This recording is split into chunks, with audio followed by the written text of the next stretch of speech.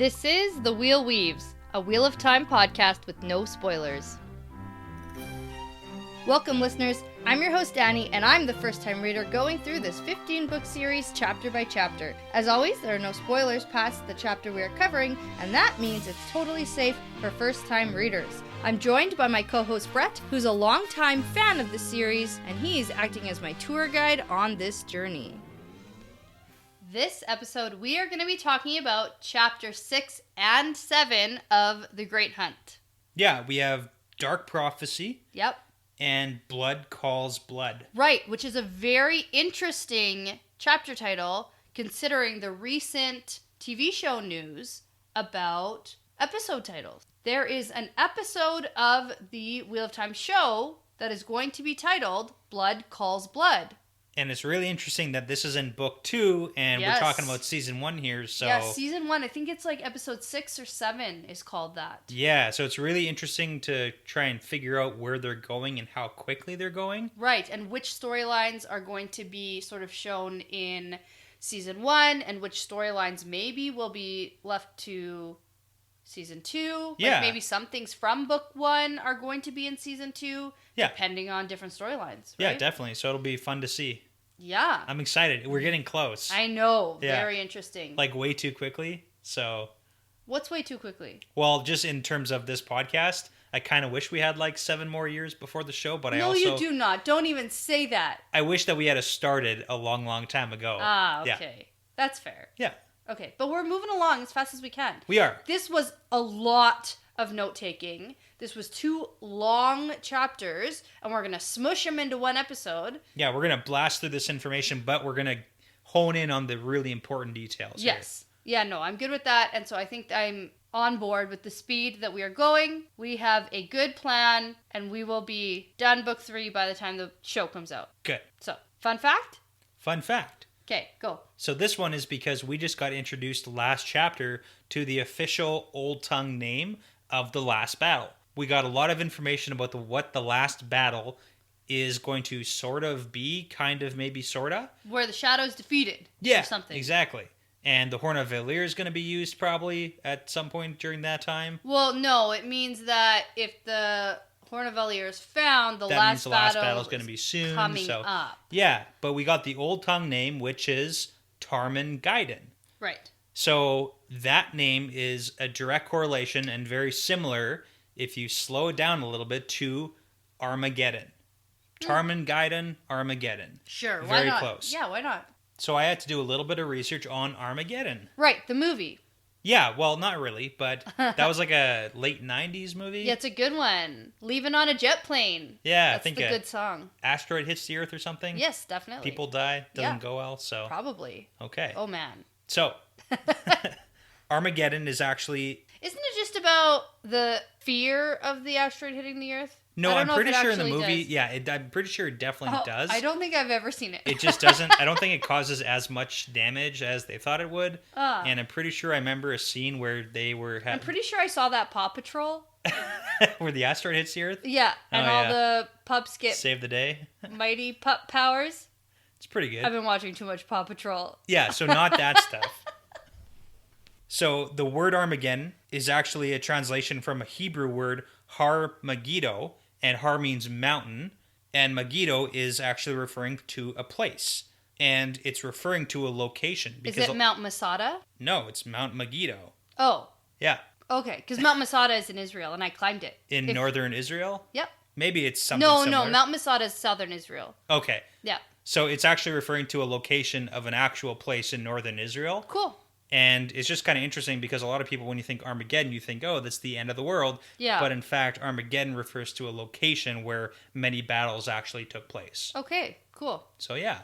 And it's just interesting to think about the last battle. Are we talking about the actual end of the world, or are we talking about, last battle being a last fight or a last stand? So, what's actually going to happen at the end of the series? Right. Especially with this whole Dark Prophecy, once we find out more information on that in these next 2 chapters. Oh, yeah, it's So- good. And you were right. These chapters did go well together. Yeah, they do. And I liked that I got to read on. It was quite a big chunk of the book, and it was good. It took a while for me to get into writing the notes. Yeah, it was like 40 pages. So it was a like, lot, yeah. but I'm glad we're sitting down, we're doing this, and let's get right into it. Yeah. So chapter 6, Dark Prophecy. Right. And the chapter symbol is those Trolloc symbols. Yeah. The clenched fist and the trident. And every time we see And the that horned Trolloc symbol, skull. Yeah. it's like referring to the fact that there may be or may not be Trollocs. Yeah. Yes. Yeah. So we just came out of a roller coaster of emotions, mostly where we find out that everyone kind of sucks. Yeah, most people do. Here's a short list of people who suck. White Cloaks? Yep. They suck. Yeah. Leandrin?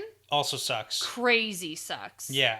And Padan Fain / Mordeth. He also sucks. Really sucks. Yeah. So those are people who suck Hey. that we found out about last chapter. Good list. Thank you.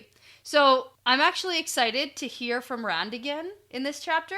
Yeah, and it's just one perspective because we just came off 4. Yeah, I had that note at the end. Yeah. Because I kept waiting for something else to happen, and it was just Rand, which I'm cool with. But this was really exciting, and we start off with the farmhouse door being pounded on, and this totally mirrors the Winter Night Yes. experience at this point in The Eye of the World. Yeah, it So does. we're like chapter 5-6 here. Chapter 5-6 was like Winter Night and Westwood. That's exactly what it was. So Wow. Cool. Okay. Yeah, it's a dream though, it is. and it's a 'cause weird one. Things are weird. So. Yeah, it's a weird one.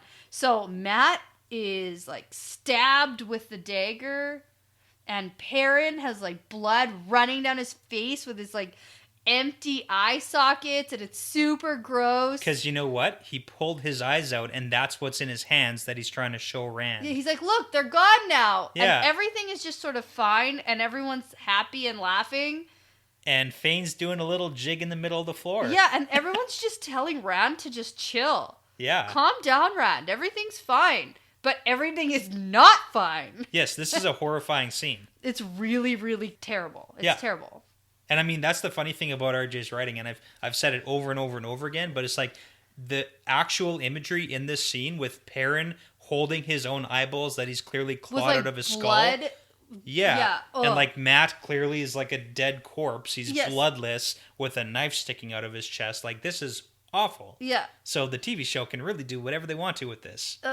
Yeah. I don't want it to be too gory. I can read it, but I don't want to see it. Yeah, okay. Is that fair? Yeah. Okay. So Rand wakes up from this awful, terrifying, weirdo dream, and he's in Egwene and Nynaeve's room. Before we do that, Oh, okay. we saw Baalzamon come into the dream. Oh, right. Yes. Yeah. It, like, not a lot happens there. No, but I just wanted to ask nothing you. happens. That's why I glazed over. Yeah, is Baalzamon actually there, or is this just like a nightmare of Rand's? No, this is a nightmare. Okay, so This isn't a regular Baalzamon dream. okay, so it's like he's not actually Everything there. that's going wrong in his life is kind of showing up in this dream, and I think this is a regular subconscious. Okay, yeah, that was my main question. So Because normally Baalzamon he gloats more. interacts Yeah. with Rand more in a real Baalzamon dream. Yeah, Yeah. he does more, and he didn't really do anything here. So Yeah. okay. Okay, so he's in the women's room in the women's apartment, and Egwene is gone, but Nynaeve is there, and she is knitting, Yeah, which is fun. trying to. Yeah. Yeah, she can't count her stitches. Oh my goodness. There's too much going on. So he starts to get all defensive about needing a place to hide, but Nynaeve really doesn't care. She says that she'll keep him from the Aes Sedai if that's what he wants. Like, she clearly still has this distaste for Aes Sedai. Yeah, she might be a little bit afraid of Rand, but she still doesn't like Aes Sedai, so it's not like she's going to turn him in. Yes, exactly. Yeah. So he wants to know where Egwene is, and Nynaeve says that she went back down to see Padan Fain. Yes. Shoot. And this Yeah. is where it all clicked for me. Okay. Well, obviously. Well, yeah. This is like literally telling me what happened last chapter. Well, I mean, this is the big thing, because we ended last chapter by me asking you, like, who's standing in the doorway, what's going on, who is it? Yeah. And there's lots of speculation.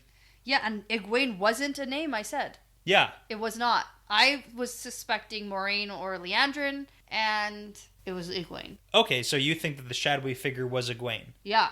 Okay. Egwene, yeah, because he goes, you, not who I expected. Yeah. Right? So that's confirmation for you that this is who it is? Yeah. Okay. We're going to talk about that a little bit later. Okay. Yeah. Yeah, for me, that's it all clicked, and I went, oh, shoot, I should have thought of that. I'm going to try to unclick that button for you in a second. Yeah. But that's whatever. okay. Let's keep going. Okay. Let's talk about this. So, Rand asks if the Aes Sedai have started searching for him yet, and Nynaeve says that all the serving maids are actually acting weird and looking for him. And Rand argues that no way, it's not the serving maids, the Aes Sedai, the Amerlin seat should be looking for me, not the ladies.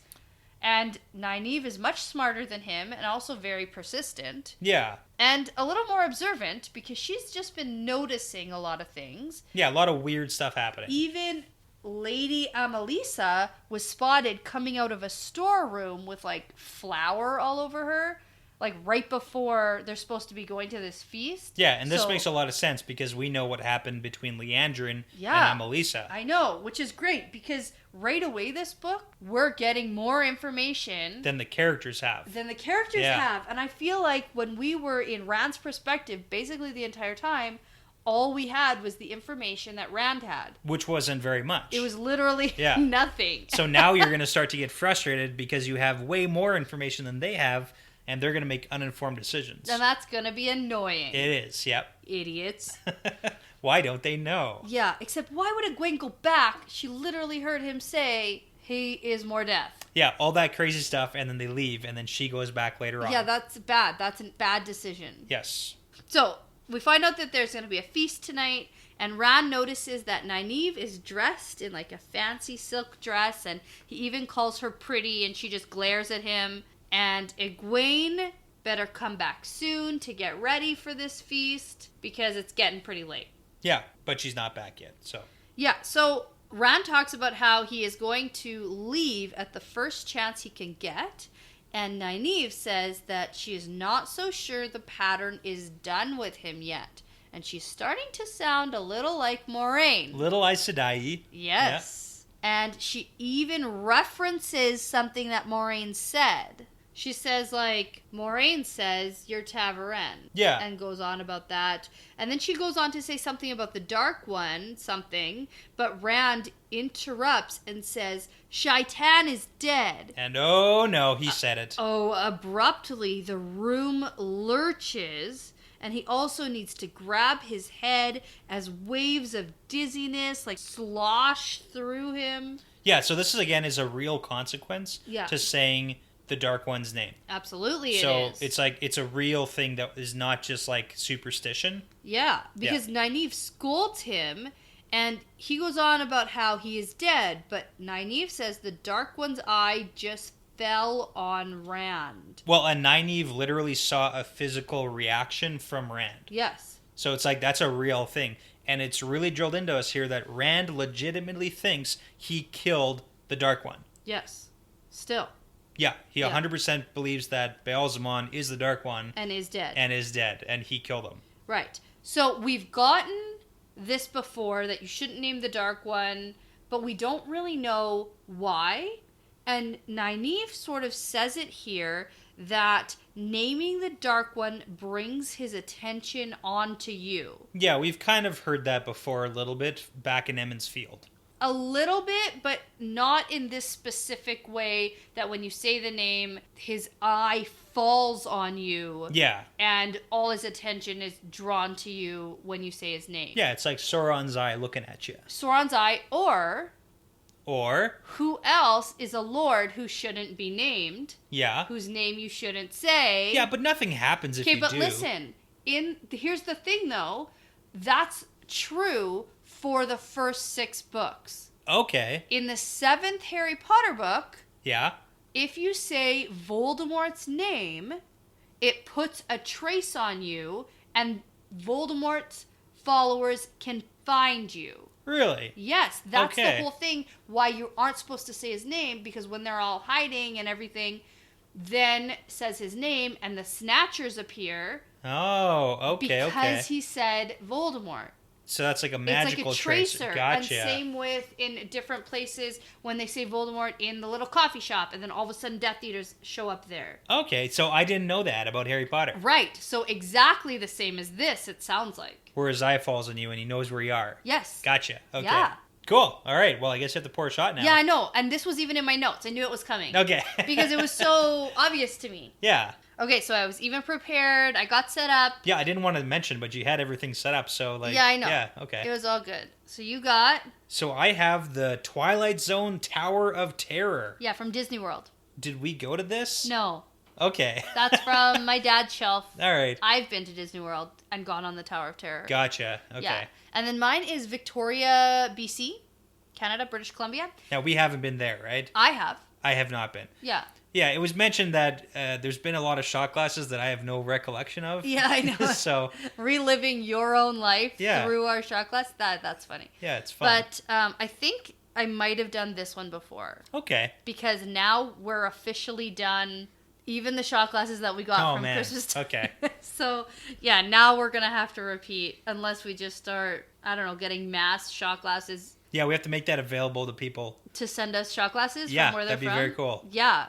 Contact us. We want your shot glasses. Yes, we want them. Yes. Okay, cheers.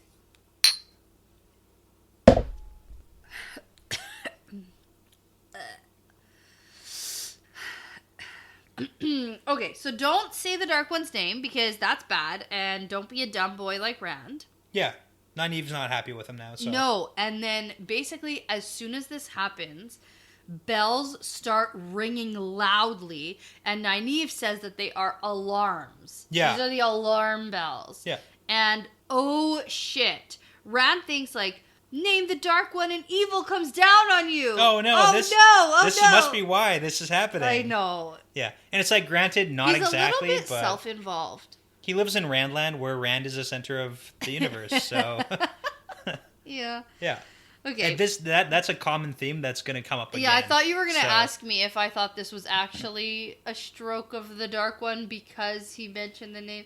Yeah, well, I would say pretty no because obviously not. it's not. It couldn't be. Yeah. It's a coincidence. Clearly a planned attack. Like It would have to be. yeah. Yeah, it has to be like a well thought out planned And for the attack. time before the bells actually are sounded, Yeah. like things are happening and going on before someone takes notice and sounds alarm bells. Exactly. Which is way before this happens. But in Rand's mind, this is a direct No, I thought that was consequence. going to be like a dumb question you asked me. You know how you ask me dumb questions? I don't ask any dumb questions. I resent that. All of my questions are great. Okay, well, it's not that. And you know what? Half of my questions are because I have to make you think in different directions. I know, and it's fun that way. It's conversation. I expect it. Okay. But I'm calling you out on some stupid ones you've done lately. Yeah. If you want stupid questions, you just wait for next chapter. Okay. I'll come up with a lot of questions that are useless. Can't wait. So Nynaeve says that the bells aren't for Rand, they're alarms, and then he thinks about Egwene down there somewhere. Like, what if Fane got loose? Yeah. And then this is just even further like, oh shit, Fane got loose. Pretty much, This yeah. is basically like somebody went into his cell and then a bunch of shit happened. This is the question is because, I mean, coming down, and we'll get more into it as we uncover more about this whole Fane thing, but events had to happen prior, and Egwene's been gone for a while, it seems. Yeah. So, was Egwene the shadowy figure? I don't know. I'm not convinced. Okay, Brett, enough. So Nynaeve tries to stop Rand from going. Like, there will be Aes Sedai and women all around, and they are for sure looking for something or someone. Yeah. And Egwene was going to take Matt and Perrin with her, so she will be okay. Yes. Okay, so that's new information that we get. That's true. Yeah. So he goes anyway, and he goes out the door, and there are women everywhere. No kidding. It's like alarms are going off, and the first thing everyone does is stick their heads out their doors. Yeah. Like, obviously, you're in the middle of the women's apartments, man. So women scream as he enters the hallways, and it's just like chaos also, everywhere. He's drawn his sword. Yeah. Well, he's like, excited. He's excited. Like, in a place where there aren't supposed to be men or weapons. Yeah. He's a man with a weapon. Chaos and fear everywhere. And at first, they think maybe he's there to help them. And, and then they're like, wait, he's not a soldier. Yeah, he's wearing, like, stable boy clothes. Yeah. Yeah, it's not good. Because at first, they're like, hey, you, what's going on? And they think he's there for, like, answers and to help. Yeah. And then they're like, wait a minute. Well, because traditionally the only reason there would be a man with a weapon in the women's apartment is if they're literally under attack in the women's apartment. Yeah. So there's like children crying. It's and not good. It's a whole thing. It's like for a guy who wants to stay hidden. He does a terrible job of staying hidden. Because what happens next? Yeah. So women are all yelling at him. They want some answers. Some are even trying to stop him from leaving. And fear pushes his lips back, baring his teeth. Okay. In almost like a rictus snarl. A little bit. A little bit like that. Something like that. You're definitely on guard for that. Yes, so. I am. Yeah. But he keeps moving, and then he comes face to face with the Amerlin seat. Whoa. And she is surprised to see him there. Oh, but not just that. Her eyes widened at the sight of him, and she started back. Yeah. Because we know that she can see Taviran. Mm-hmm. And they glow like bright light around them. Blazing sun. Blazing like the sun. Yeah. And he's in front of her now. We know that she knows who he is, but Yeah. we don't know that he knows that she knows who he is. Yeah, well, So- he realizes that she recognizes him. Yeah. We don't know that you know that they know we know. We know. But that's exactly the situation that's going on. Yeah. It's like he thinks that she is there for him, but in all reality, Yeah. she's but then not. In this interaction, Yeah. he totally gets that she knows who he is. But it also might just be his paranoid, like, no, self. she's like, oh my god, it's Rand the Taviran. Yeah. Like, that's literally her face. because she's like afraid of him. Yeah. Yeah. And snarling, he runs on. Yes. So, Gotta get away. it's just that snarl. Yeah. That's like very gets ya. specific writing for me. But he hears shouting behind him, but he doesn't listen and he just keeps going. So out in the courtyard, there is tons of yelling and screaming and fighting. And Rand thinks this is weird, like fighting inside Faldara. Yeah, it's like number one, how, and like why, and what's going on. How, why, what? Yeah. When, where, how? Well, Faldara's like this impenetrable keep. Yes. Like, we've been highlighted again and again that this place is a freaking fortress. Yes. And it's like the dry moat is filled with spears Yes. and sharp objects so nothing can get through, and they got guards on the walls Yes. all the time. Yeah. Boom. And then he sees Trollocs. Trollocs are inside Faldar. Which makes the chapter symbol make sense, and I like that. Yep. Then Rand sort of takes out his sword again, and he tries to remember something that Lan told him, some yoga pose, swishing. Yeah, so like sword three stuff. Trollocs are heading towards him, so he's like, okay, I gotta do the sword forms. Yeah, And he doesn't do a good job he at does all. a really bad job. Yeah. And then Shinarian soldiers come running after the Trollocs, and Rand thinks about Egwene, so off he goes the other way. Yeah. Yeah. And he runs into a Fade. Yes, next. who's just killed seven. Yeah. 7 men. And like stabs the last one and then like looks at him and is Yeah. coming towards him. And then Ingtar is there. Yes. This is a really cool scene. I really like this scene. Yeah, it is a good Because scene. Rand- It says a lot. I can really see the cinematic version too, like Rand being super shaky, drawing his sword to like try and face this Fade, even though he just did a Yeah. terrible job against like a couple Trollocs. Yeah. And then Ingtar just like hand on the shoulder comes beside him. He's I like, got you, I bro. got this. I got this. Yeah. This one is mine. Yeah. And Rand says that they will take it together. But Ingtar says no, and that Rand should go find and protect his girl. Well, you know why Ingtar's so eager to kill this Fade? Probably because he didn't get to kill anything. At the gap. gap. He missed all the action, so and he Yeah. was really butthurt about that. Yeah, so. and Rand actually like leaves to go look for Egwene, which actually pissed me off. Oh, really? I didn't like that he left. I think he should have stayed and should have fought with Ingtar. What was he gonna do to help though? It doesn't matter. Instinct would have kicked in and he would have been able to fight.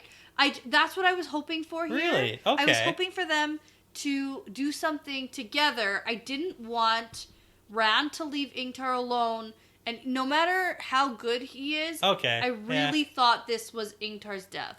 And I thought Really? it was going to be Rand's fault. Oh, okay. I thought this was going to go in a different direction. That's so funny. Like at this point reading, I literally had no idea what So was happening. Did you right? kind of think that Ingtar was like sacrificing himself for Rand, or Yes. did you think that he Yes. was gonna? I thought it was another Tom situation.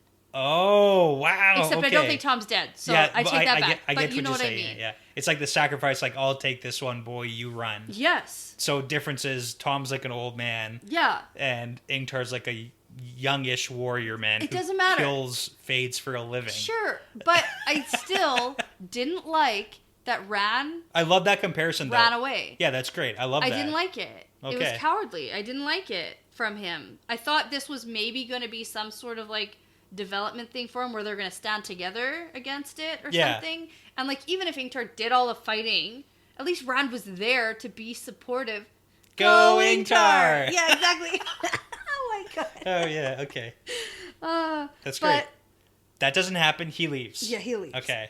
So Rand gets to where the dungeons are, and when he pushes the door open, he like ninja rolls. Yeah, this again, this is like, God. I can just imagine Lan being really disappointed in Rand. It's like if he were 10 years old pretending to be a spy. Yeah. This is what you would do. Yeah. Shoulder roll into the room. Yeah, like shoulder roll and like diving into a room is like the worst fighting style. I'm pretty sure that's bad. But no one's in there except for some severed heads. Yeah, propped on a table. On a table, yeah, this is good. So okay. Gross. And first thing Rand does is throw up everywhere. Yeah, he does do that. But they are the heads of 2 guards, but not the same ones from earlier. Not the ones we met, so, yeah. Okay. So there are also pieces of like chewed up body parts all around. Because you know what Trollocs eat? People. People. They eat people. Gross. So Rand notices that there's actually writing all over the walls. In the blood. Yeah. So this is good. It's Friday, and I have another Harry Potter reference for you. Okay. Yeah, this one's kind of heavy. Do you want to guess? I do want to guess. Is it the one where something about the cat and the Chamber of Secrets and like Filch's cat gets murdered or something? Yeah. And then something petrified, but yeah. Wasn't there like cat blood written words in the wall? It wasn't cat blood, it was just blood. Yeah, but just yeah. Blood? Whose blood was it? So that's another thing that's not 100% ever talked about, but it is speculated that it was Hagrid's chicken's blood. Okay. And that's more from the books than the movie, because in the movie it's just like, remember... blood on the walls. And then it's like for dramatic effect, and then next scene, and you don't think about it. But, pool of blood. Gross. Mop that up. Yeah. Nice. You got your John Mulaney joke in. I did. There you go. Okay.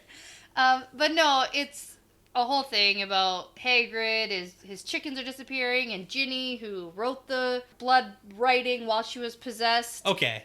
Woke up with feathers around her. Like, it's kind of implied that so she may have murdered some chickens. She murdered chickens. Okay. Yeah, for sure. Right. She murdered chickens. But that was the reference you were going for was... Writing on walls, in blood, Chamber of Secrets. Boom. Here's Harry your shot. Potter. All right, thank you. Here's your shot. Cheers. Cheers.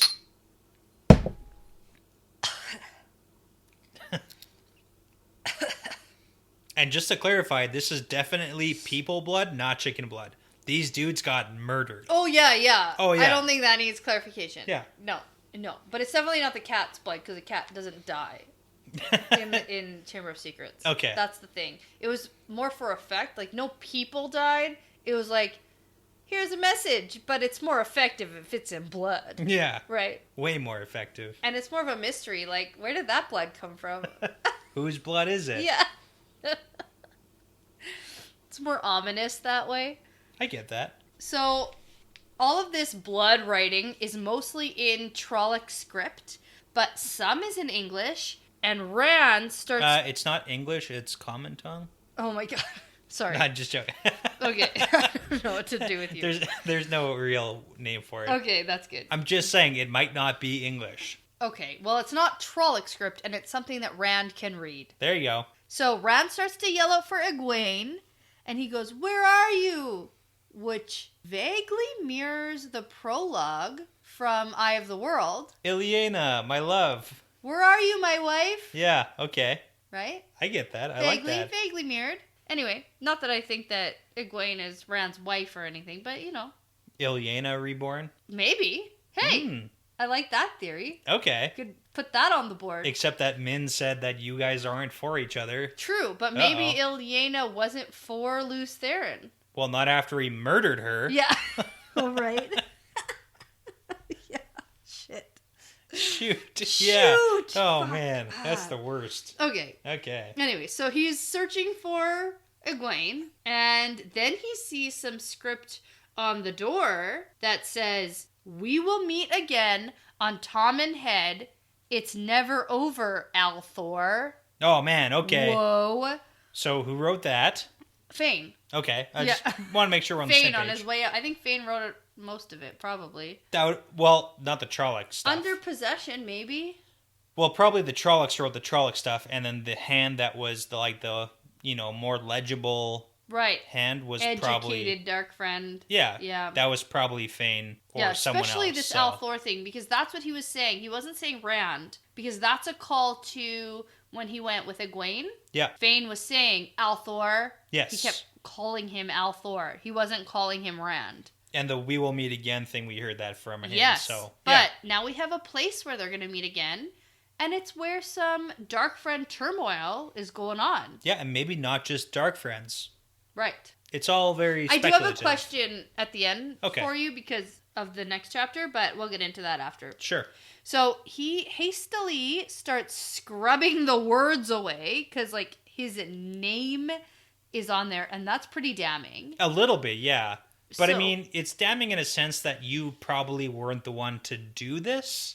It's just you're connected somehow. No, but he doesn't want to be connected at all to any of this. That's true. Except, don't be found there by a red Aja. Oh, right. Shoot. Cue Leandrin walking in. What do you do? Yes. Right? Well, it's kind of funny because we don't get a definitive it's Leandrin until Moraine comes in. Yes, but the description... Red fringed shawl... And then she wants to know who he is and demands an answer from him.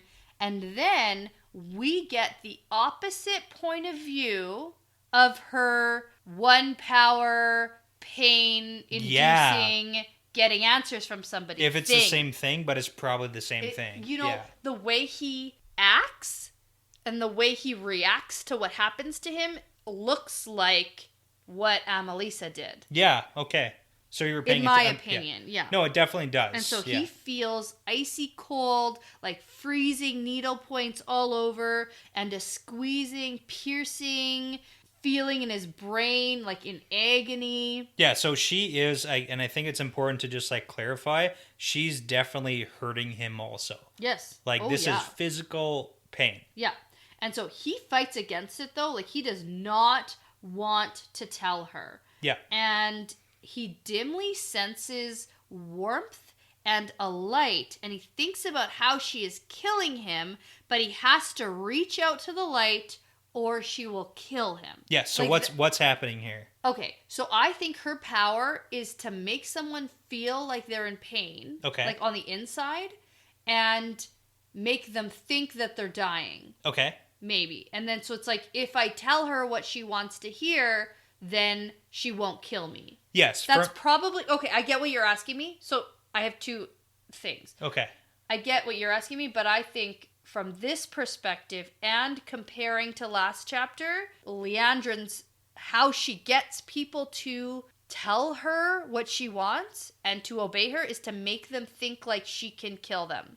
Whether she can or can't, it sounds like a mental sort of thing. It does sound like a mental thing. Because it doesn't leave any marks afterwards, and she can make the pain disappear. Yeah. Right? So it's more of a mental thing, and he thinks she's going to kill me. But he can reach out to the light. Which is what? Which is the power. Okay. Yeah. The warmth and the light's the power. Okay, I just wanted to see if that's... Because we saw a very similar description to, him almost dying, and that's when he reaches out to...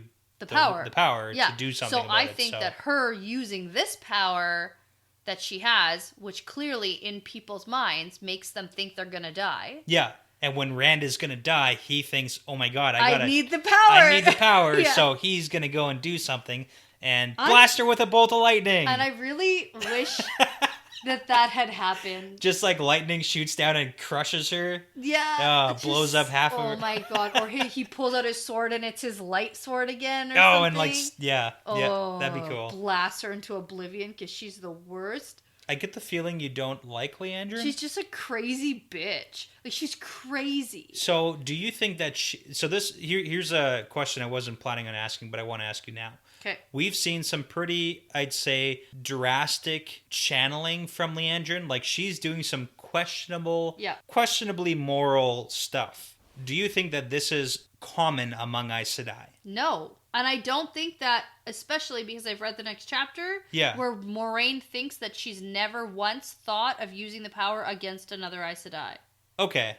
I think that they use the power to their advantage. Like, Moraine has her influencing sort of abilities. I think they use the power to their advantage. But that's the thing. I don't think they hurt people. But Moraine uses her influencing power in one way. Leandrin's is just a different way because that's how she learned it. And then same with the Amberlyncy, like, fucking up all the weather to get where she needs to be and, like, super inconveniencing a bunch of people and, like, who cares? So they're, like, morally loose. Yeah. Yeah. Okay. That's my question is, like, is Leandrin just, like, an asshole because she's the only person we've seen I just don't like her hurting people. That's, like, the worst part of it. It's, like, make them think that they want to tell you the answer out of, like, persuasion. What's the difference? I think that that's okay. I don't like the hurting piece. That's just, like, sadistical. Okay. You know? All right. Is that a word? Sadistical? Just sadistic. Yeah, that sounded weird in my brain when I said it. That's okay. Sadistic. I like it. It's a little more whimsical. Yeah. Okay. So, Moraine interrupts and asks, what is going on here? Yeah. And we find out it's Leandrin. Yes. For sure. In case you were wondering. Well, the braids gave it away too. It's like an identical description to when we first met her. So. And Moraine is like, what the fuck are you doing? Yeah. And she's like, I found this boy here and these guards are murdered. Yeah. And then they bicker back and forth about what they're both doing here. And then they're like pointing fingers at each other. Yeah. What are you doing here? What are you doing here? And I think, what are you both doing here? That's what I think.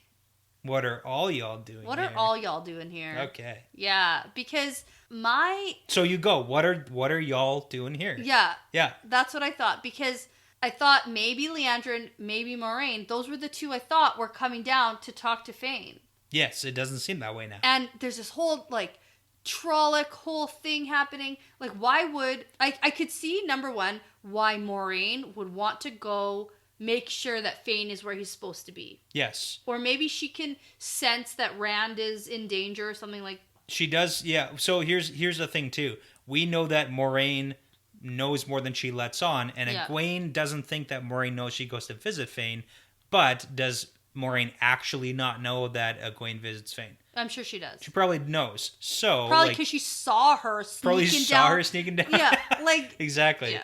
Yeah, so... Not because of anything special or magical. Just there's lots of reasons why Moraine could go and check on Fane. To make sure he's there. That's in my brain what makes a lot of sense. Yeah. But Leandrin being down there is weird to me. Okay. Yeah. She also could have just, like, seen Rand going, and she's been looking for them. It's possible. And everyone saw Rand. And Rand went, did his role... saw everything, threw up, and then started scrubbing the walls. Like, this is like 1 minute, and she's like literally there. Yeah. So maybe she was following him. Yeah, I'm just saying, he left the women's apartment, and everyone saw him leave. Yeah. He wasn't hiding anymore. Oh, that's true. Eyes everywhere. Yeah. Okay. So it's not unreasonable that Leandrin could be there. It's true, but I still think, what are you both doing there? Yeah. So it's a good question. Mm-hmm. Thank you. So anyways, they're bickering, and then Rand just takes off looking for Egwene. And then he sees that one of the prisoners has killed himself. Yes. In a pretty gruesome way. And the other is crazy. And like digging through the wall. Trying to dig through the stone wall with bloody fingers. Yeah. And it's like, don't hurt me. And Rand's like, I'm not going to hurt you, man. Well, also, because the way Rand describes the guy who hung himself, but like on his knees. So he could have gotten up at any point. Yeah. That's crazy. Yeah, that's bad. That's really bad. Right. And then, okay, so Fane's cell door stands wide open, and Egwene and Matt are unconscious on the ground. Oh, no. Yeah. Bad. No Perrin, but we find out later. Yeah. He didn't go. He didn't go, and he feels bad about it, but we'll get to that. So Rand calls for Moraine, and she comes and says not to move them. Yes. Don't move them. Don't touch them. And there are these cool balls of light that float into the room. Those are like the Aes Sedai fancy lanterns. Yeah, magic lanterns. Yeah, I like them. So they float into the room, and Moraine sees that Egwene just got hit on the head, and she heals her and says she will be fine. And then she fumbles at Matt's waist and makes an angry sound because the dagger is gone. Oh, man. Okay. What? And Okay. Leandrin says, what dagger? Yeah. And then... Let's ignore that comment. All the men are coming in. Yeah. And Moraine tells them to bring 2 litters down for people who are hurt. Yeah. And Rand tells Moraine that Fane is gone. And she just says, yeah, man. So I see. Obviously, the empty cell. Yeah. And then she just stares at him. Well, it's also funny because as soon as, like, they enter the cell, Leandrin's, like, going to go and try and heal and, like, get her hands on these 2 people. And Moraine darts in front and, like, cuts her off. Yeah. He's like, nope. Yeah, block. Like, get out of here, Yeah. Leandrin. Get out of here. And so Leandrin tells on Rand for scrubbing the stuff off the walls. Yeah. And then men come running in, led by Ingtar. So he's not dead. I like that. Yeah. Yeah. But Rand asks if he killed the Fade, and Ingtar is so pissed because he didn't. Like, the Fade ran away or something. Well, it kind of makes me think when the Fade, I think it was in Bear Law, and when Lan comes, like, crashing down the stairs, and the Fade's like, getting the fuck out of here. See ya. Yeah. Yeah. So it must be the same situation. Maybe. And probably the same thing that happens in Whitebridge with Tom. Okay, Yeah. okay. I'm just joking. Well, here's the thought. Like, Fades aren't stupid. They're not going to fight to the death. Yes. Right? No. So if they can't take the person they're fighting, They're leaving. They're going to bounce. Out of there. Yeah. They got no, what's the word? Integrity. No.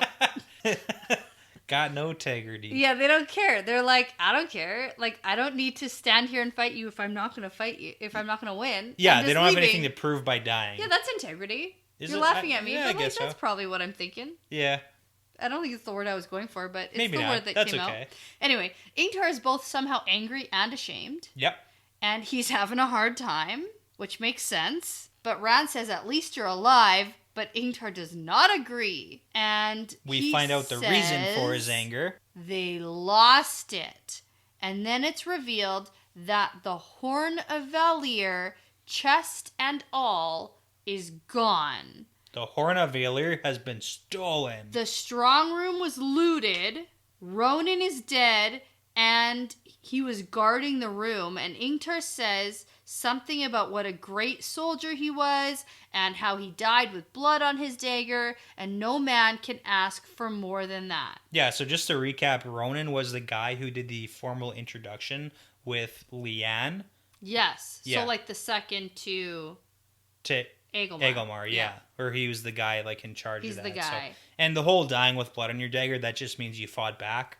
Like you were able to fight back. You weren't like caught go off down guard. fighting. So, yeah.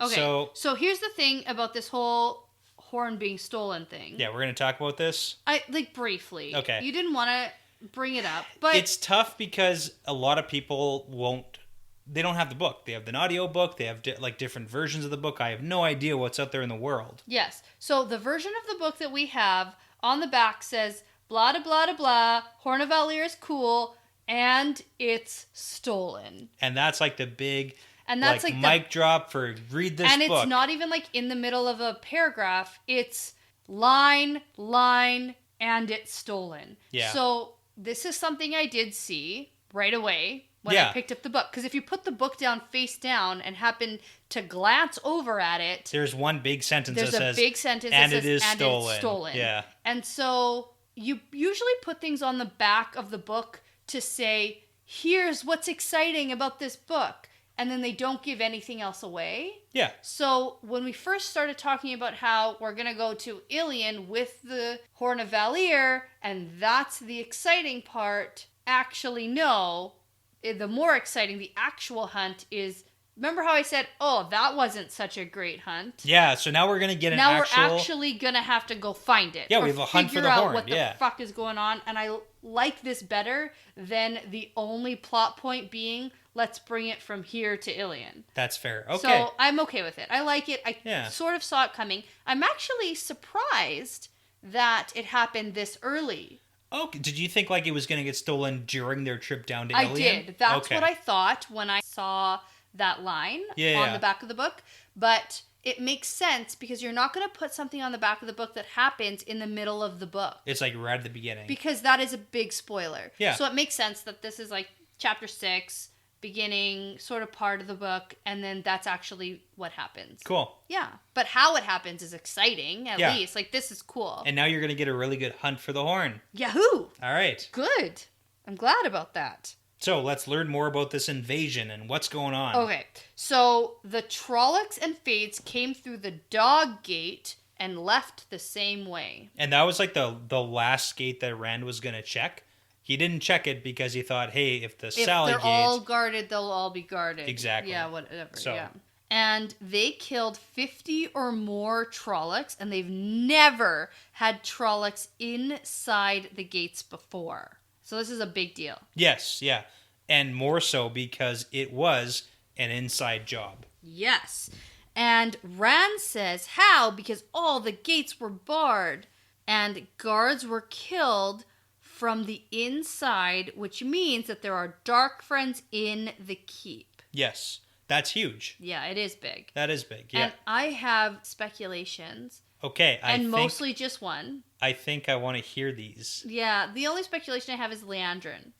That's my only... So we have Fane, who's a dark friend. Yeah. And we also knew that there were dark friends who tried already once. And got, like, torn to pieces, apparently. Exactly. So if that doesn't scare you away, I don't know what does. And the only thing that's changed today is that Leandrin's there. Well, all the Aes Sedai. Yeah, but okay. Leandrin's there. So you think that Leandrin somehow, like, murdered Remember how last time I thought I had all these reasons for thinking that Leandrin was one of the Aes Sedai at that Dark Friend social? You did. You had some ideas. Yeah, I'm going to go with it. Why not? So you're putting all the blame on Leandrin. Part of it, except... Is that why she, like, came down to the cell after? Maybe, perhaps. To, like... I mean, and again, me speaking for a person who isn't a dark friend. Uh-huh, sure. Yeah. Although Child Buyer would disagree. Probably would, but you know. Like many times. Many, many, many times. But if you're going to do something evil, you should go back to the scene of the crime to act like you're not part of the crime. Right? Yeah, maybe. There's nothing wrong with going back to the scene of the crime. Sure. Except that most people Unless who do it's bad Moraine. things. Oh, okay. No, just kidding. I actually don't think that. Okay. That would be the best twist. I actually kind of hope that Moraine's a bad guy. Like at the end, I hope that Moraine is someone... Joke's on you. Yeah, that's what I kind of hope. That means that Lan's a bad guy. And it also means that the Amaryllis Seat's a bad guy. Mm-hmm. Maybe that's the twist. Yeah. Maybe. The leader of a community is a bad guy. Maybe. But... Who could guess that? No one, really. So here's the big thing that makes me think, what? As soon as Algamar heard what was... Oops. I hate this name so much. So close. Okay, right. As soon as Egilmar heard what was happening, he ordered that no one leave the gates. And then Rand says, no earlier. What? There was no earlier order? But yeah, what are you talking about? Before? And this is just the craziest thing. But it also makes a lot of sense because when we first got that introduction, when Rand was going around to the gates, every single guard was like, well, who else could give an order except for Egilmar? Yes. No one directly said that, yes, it was Egilmar. They're like, who else could it have been? Yep. So who else could it have been? I don't know. A childhood jingle popped into my head. Oh, which one? Guess Who? The board game. Okay. Do you remember board game jingles? I wonder if board do. game jingles still exist. I don't watch kids' channels. Maybe we should start watching them to see if they still exist. Yeah, like on cable. Yeah. Okay. Can you guess who? It's a mystery. That's what popped into my head. Does your guy have glasses? No. Your history. That. You know the song that popped in my head was the What? Put the pieces into the slot. Oh. Make the right connection. Yeah, perfection. Yeah. Yeah, but be quick, your weight race in the clock. Yeah, that's a good one. But yeah, or what are you guys doing? Getting into trouble. Yeah. Nice, that's a good one. Board game jingles are good. Yeah. They're fun. They're catchy. But guess who popped into my head here? Yeah. Because it's a mystery. And I think that's funny. So, I don't know. So, okay, but... Because at this point, if I am actually suspecting Leandrin of being a dark friend... Sure. And setting up, looking for these boys, because that was her instruction from Beelzemon, if I'm directly correlating to the prologue of this book, that made sense to me. But when Rand went to get his horse, the stable boy had already gotten the orders to not let anyone go. And all of the Aes Sedai were still standing at the gate. Doing the welcome ceremony. So how could Leandrin have done it? And that's why we talked a little bit about, was it Moiraine who gave the order to to keep Rand inside? Except that we find evidence in this chapter and next chapter that did not happen. Maybe. She's good at covering stuff up. She is. And, she has Lan to back her up. But, it's pretty heavily implied that it was not Moiraine. I know that. So. Yeah. At this point, I actually don't have a speculation. Okay. I don't it's know. like a giant game of Clue. Yeah. Yes. Or Guess Who. Yeah. Yeah. Is your person a red Aja? Go fish. Yeah. No, Guess Who. I don't know. No. Okay. Oh my gosh. Okay, this is going to be the longest episode in history. That's okay. Okay, so they head back out of the cell, and the brown Aja ladies are writing down all the words from the walls, and they think this is all very interesting. They're like the knowledge people. Yeah. And Rand thinks anyone who thinks that Trolloc script written in human blood as interesting is not someone he wants to be around. So Lan sees Rand and says that Moiraine had his stuff moved from Egwene's room back to his. This is so great. And he's all like, what? How did she know? And then Lan's like, she knows more than you think. And oh, it's so funny. Yeah, she knows a great many things. It's like she saw you in the hallway. She literally saw you going there. Yeah. With Egwene, because you weren't sneaky. Yeah. This is what makes me rethink the entire first book. Just because, how did Moiraine know a great many things? Oh, she just, saw you not being good at anything. Yeah. Well, it's kind of it makes me think back to when Egwene, in quotations, saw Lan getting stuff together. Yeah. And it's it really makes you rethink. If Lan doesn't want to be seen, he isn't going to be seen. Yeah, no, I had that. Yeah. That was my prediction. But that's the confirmation. Yeah. It's Lan wanted Egwene to see him getting ready to go. And I think that Moiraine was testing Egwene. That was Egwene's test, really. For sure. For sure. We talked about that a long time ago. It just adds confirmations on what's going on. Oh, yeah. How did you know? Yeah. But anyway, so turns out Rand had better watch himself because all these ladies are talking about him now, running through the women's apartments and staring down the Amerlin seat. Yeah. Which is hilarious. Plus, she's pretty cute. Yeah, well, and all the women are all talking about which woman is going to get to marry him. Yeah, and which daughter is suitable. Yeah. Because he's a prince in disguise. Yeah, because they've never seen a male as peculiar as him. What's great is that Lan thinks this is so funny. I know. That he's laughing. Lan doesn't next laugh. chapter also makes me laugh. Lan's great. Yeah. Lan's really evolving as a character. We're really seeing more into him. I know, and I've never heard you say that Lan's your favorite character, but more and more, I love Lan. Lan might be my favorite character. Pretty sure I said Lan's one of my favorites. Really? Oh, I don't know. Tam and Lan. I think we had this conversation at the beginning. Where when I was younger... The father figures. Yeah. Yeah. It's as I get older, I connect more with the older characters. Yeah. So. That's funny. Anyway, so Lan tells Rand that he can leave at any time he wants now. And it's a shame that he wants to leave so bad. And Rand wants to know why he couldn't leave before. And tells Lan his whole strange situation about how he couldn't leave. Everyone said that Agelmar gave an order. And turns out that's not accurate. And so Lan looks troubled for a split second. Yeah. And then just tells Rand not to complain. And just says that it's up to Rand. He can leave now, tomorrow, or in a week. Yeah, so that's kind of the confirmation that it wasn't Moiraine who put that out there. Yeah, I agree. So, I know. So who did it? It's a mystery. Yeah, okay. Guess who? So that was a whole Rand chapter. That was a lot. Yep. And it's funny, again and again, it's up to Rand if he wants to leave, and he continuously chooses not to. I told you, he doesn't want to go. Yeah.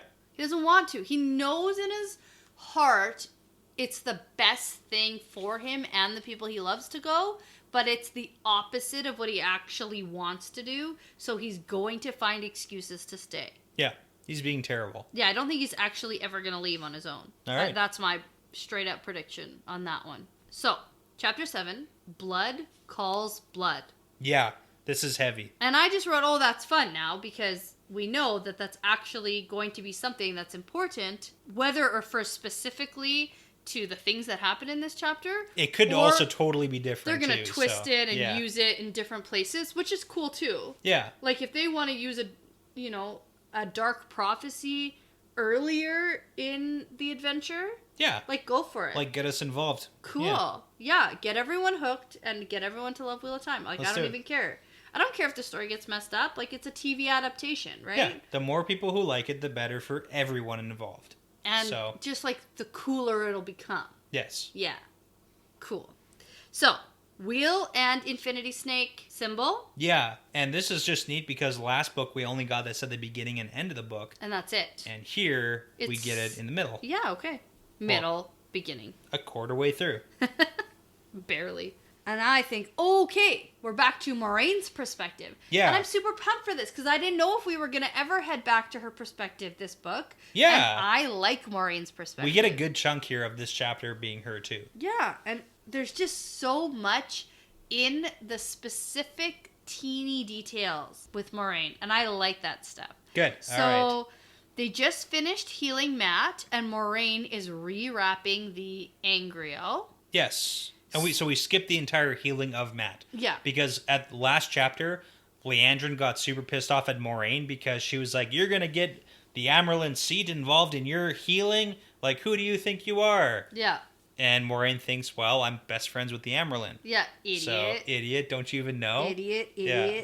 So, they had just worked through the night without sleep. So, we got before that it was going to be Moraine, the Amerlin seat, and Leanne. Yes. The second to the Amerlin, the Keeper of the Chronicles. Yep. And then one other. Yes, and we find out it's Varen. Varen, the brown Aja. Which is cool, because, like, that's who they trust. Yeah. Enough, because Moraine was like, oh, we need, like, maybe two more people who you really, really trust. Yeah. So Varen makes a cut. Cool. Yes. So they work through the night without sleep, and Moraine wonders what to do with Matt, since he is no longer necessary to the plan without the horn. Yeah. Because he was going to be the one that she convinces to, oh, you should bring the horn to Ilian. You're up for adventure. Yeah. And now we don't have the horn. So what the fuck are you going to do with this idiot village boy? Yes. Yeah. So Varen says that it's too bad they don't have the dagger so the healing can be complete. For all they did, he will not live long. So they just essentially did what Moraine did for Matt, only stronger. Time. Yeah, to make him last a little bit longer. So, but she said the first time, if he's separated from the dagger, he'll die. Yeah, so and with now 4 he Aes doesn't have Sedai, the dagger. Yeah. Yeah, I thought maybe they'd be able to actually heal him. Like it didn't occur to me because with the 4 of them and the Angrio, I thought they'd be able to actually, but they need the dagger to sever the connection. Yeah, which makes sense. Yeah, it does kind of make sense. So he only has months to live now, but if the dagger can be retrieved, the link still can be broken.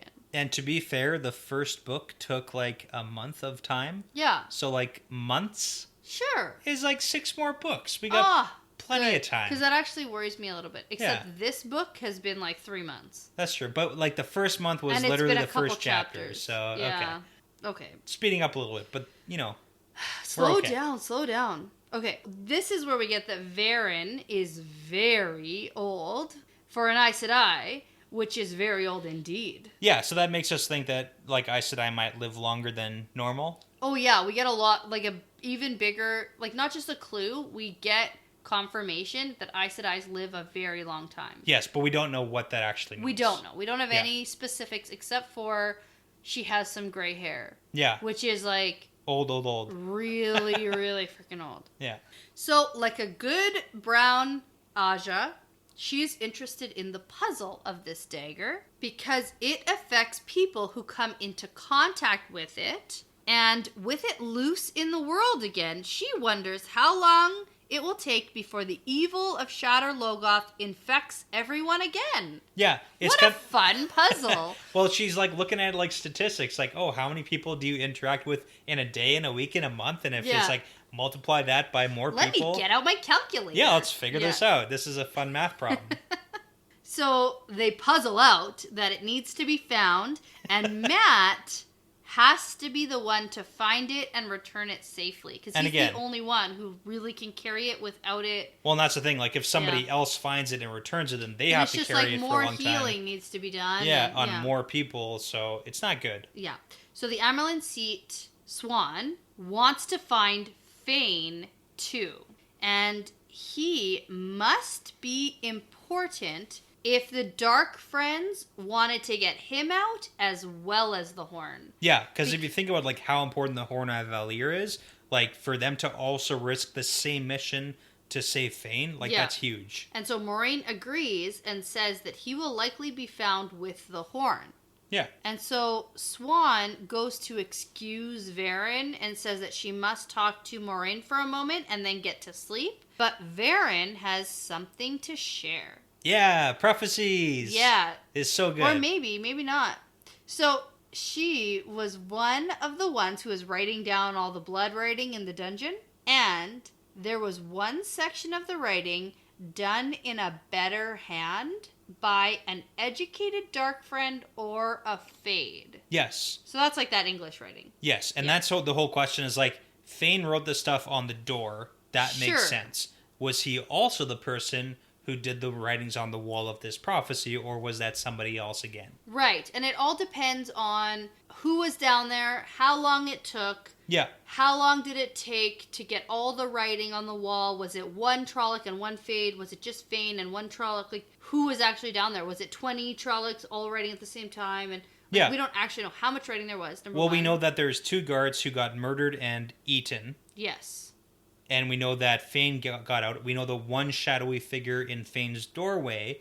Like, we could think that that was Egwene, but we know that Egwene went down there with Matt. Or it could have been a Dark Friend. A Dark Friend letting him out. Letting him free. And he's like, well, this is going to be interesting. And it's not who he expected. Right. And that's kind of like the interesting part about that phrasing, is Fane, like, stands up and is like... Interesting. I hate that word interesting, because it's like, what the frick is going on? What does he mean? Yeah. Who did he not expect? Yeah. So... Okay. So it could just be taunting, like all this writing, or it could also be a prophecy, a dark prophecy, which was the chapter of the last title. So my inclination is to think that it is a dark prophecy. Ah, there you go. Okay. Well, and it is funny to note because... Like that whole chapter was called Dark Prophecy. And that's when all the dark prophecies were written on the walls during that time frame. Yeah, that's when it was discovered anyway. Yeah. But I mean, it is good to note that if the light has prophecies, then it makes sense that the dark also has prophecies. Yeah.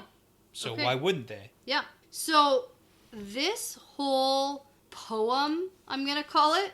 Yeah, it's a page. Yeah. It's a little complex. So why don't I tell you what I picked up on as important? Yes. Let's do that, because the interesting thing about this chapter is that immediately afterwards... They break it down about Varen the breaks it down. parts. And it's like Varen, the super smart brown Aja lady, is like, this is what I think of the prophecy. Yeah. So you tell me what your first inclinations were. What I picked up on, and you can let me know if I missed anything, because what Varen tells us later and what you think is important as Brett... the podcaster. All right. Oh, that's a lot of pressure. I want to know if you think anything was even more, now that if you can tell anything. I feel a lot of pressure here. I know you do. Okay. First, let me go first. Okay. So I think an important point is the Daughter of the Night. Okay. She walks again. I think the shining walls shall kneel. Yep. Because we know what the Shining Walls are. Tarvalin. Yes. At the point of reading this the first time, we don't know who the Daughter of the Night is. That's true. But I think it's important. Yep. But then there's something that's repeated over and over. So I wrote it once thinking it was important. So blood feeds blood. Blood calls blood. Blood is, blood was, and blood shall ever be. Yes. So... any ideas? Well, the blood calls blood. That's what this chapter title is called. It's important enough to be the title of an episode in like an 8 to 10 episode season. Yeah. So like, fuck. That's important. And I why? have no idea. I don't even know what it means. Okay. Like, I think blood calls blood. Blood feeds blood. Like, to me, that's family. Okay, blood as in family. Like Yep. when I think of blood calls blood, it's like family calls to other family to maybe help them. Blood, like family is all there is. And what family means, family is a relative term. So Yeah. that's the other thing. That's just what I think maybe, but I don't know. Yeah, no, that's a very good interpretation, I think. Okay. Because blood's a very common use for family. Family. Yeah. Yeah. And so then it says, the man who channels stands alone, 2 roads before him, which shall he choose? Which hand shelters, which hand slays? Yeah. So, the man who channels stands alone, that's clearly Rand. Okay. And the whole thing about which hand slays, that reminds me of Lews Therin, who slew his family, Kinslayer. Gotcha. Right? Yep. So we're talking about family, we're talking about which hand slays, and so that sounds important to me. I don't know why, but... No, yeah, again, very good. Yeah. Thank you. And then the next piece that stands out to me is Luke came to the Mountains of Doom. Yep. And Esam waited in the high passes. 1 did live and 1 did die. And so I know that Luke is someone important who, like, disappeared. Yeah, Luke was... And we get this later from Perrin, but... Luke was Tigraine's brother. Yeah. Tigraine was the queen who went missing. Yeah. Luke was supposed to be her, like, bodyguard. And Esam, I don't know, but in reading it, I actually thought of that Forsaken guy. Ishamael? Yes. Okay, different. Yes. No. Yeah. I know that now from after this chapter, which Okay. I'm glad they did clarify. Yeah. Because it's a very similar name. And while reading these things about the Dark One, that's the only sort of Isam, Ishamael sort of name I knew. Okay. So Isam is Lan's cousin. Okay. Yeah, no, we get that later. Yeah. But so, and it's all in the Blight. The High Yes. Passes, the Mountains of Doom, 1 lived, 1 died. So I'm thinking, remember how Luke disappeared, but is he still alive? Yeah. Because 1 did live, it says. And the same thing happened with Isam, is that Right. they disappeared. 1 lived, 1 died. Okay. Yeah. All right. So that's important. The Watchers wait on Tom and Head, which is very important because that Watchers I'm especially privy to because of the whole The Shadow phrasing, Logoth, yeah. the phrasing of everything that's happening there. And then I'm kind of confused about, is the evil of Shadow Logoth now teaming up with, like, the dark side? Yeah. It sounds that way. Yeah, why not, right? Well, because But the we Shadow also know- Logoth yeah. has the Watchers, and this is Watchers with a capital W. I looked for the capital. That's true. But we also know that the Watchers, like Shadow Logoth, has a very bad relationship with the evil of the Dark One. Maybe they made up Maybe. with the whole Fane intermingling He's of like the, he's like the the mediator. the negotiate Yeah.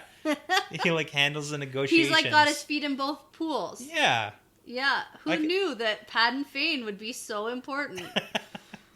Yeah, so the Watchers wait on Tom and Head, and then that's also what was written about Rand. That's true. That I'll see you on Tom and Head, Yep. Althor, or whatever it's called. Which would maybe make sense with the whole Watchers. Yeah. Yeah. Yeah. So I found that interesting in this passage. And then the seed of the hammer burns the ancient tree. The seed slays ancient wrong before the great Lord comes. Yeah. The ancient tree is of Endosora. I know that much. And then the thing I picked up on was the seed was mentioned twice in 2 different places. Yes. So I don't know what that means, but it seems important, and I just made a note of it. Okay. Yep. There's a lot to unpack. Oh, it's so much. It's crazy. Yeah.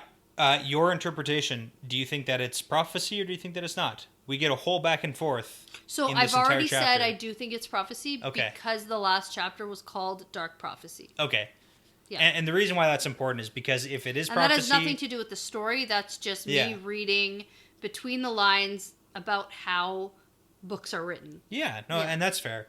But it's like, if it is prophecy, then it's all important. If it's not prophecy, Then none of it basically is. none of it is. Yeah. And my biggest question was, where does Rand's bit fit in here? So I read it over a couple times with the lines that Rand scribbled away to see if the thing about I'll meet you on Tommen's head Althor or whatever, Yeah. fit into this poem anywhere. I was looking for rhyming patterns. And did it? No. Okay. Yeah.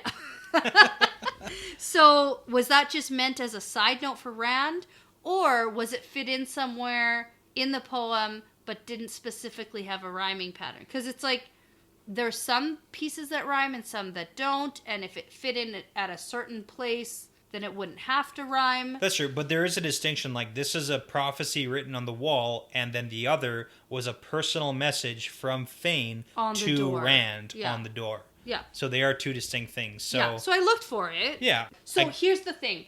I didn't immediately understand that this whole passage was written as one piece on the wall. I thought that this was taken from the entirety of the writing. Just like sentences all over the place. All over the place, and they pieced it together. Yeah. And so I thought that maybe Rand's note was also part of all of Gotcha. it. Yeah. That's why my brain went there. But then in rereading it, it made a little more sense that it's like, no, this one spot was written differently than the rest of it. Yeah, with the educated dark friend or whatever you want to call it. Yes, exactly. And the Trollocs just, messed up the rest of the walls. But that's why it's interesting that was my second read. Yeah. That I picked up that it was different. Don't worry, you have one more read to go. I know. All right. So Leanne is gone at this point. Yeah, and she it's left. just the three of them now. And they're discussing about whether or not this is prophecy. And Varen talks about how Lanfear would be the daughter of the night. And that is worrisome because she is a Forsaken. Yes, and we've heard the name Lanfear before. Okay. We've heard it once before in, like, the stories that your mom tells you to make you afraid. Right. Like, Lanfear is going to come and get you at nighttime. Okay. So. We get here that the Amerlin seat thinks that all the Forsaken are bound. And we know that Moraine knows that they're not. Yeah, but then she sort of gives a side look at Moraine and then says, even if the seals are weakening, the Forsaken are still bound. So Moraine... Hold on. I think this could be two things. Okay. I think it could be Swan knows that some Forsaken are free, and maybe Moraine has shared it with her. Okay. And has talked with her more about certain things at some point that we missed. Like, I'm not sure. And then maybe this whole side look and then saying, even if the seals are weakening, maybe that's for Varen's sake, because they can't talk openly. Okay. Or maybe she actually doesn't know. So I would have to say on the side that she doesn't actually know, because we know that Aes Sedai can't lie. Yeah. And that would prevent... No. But this wouldn't be lying.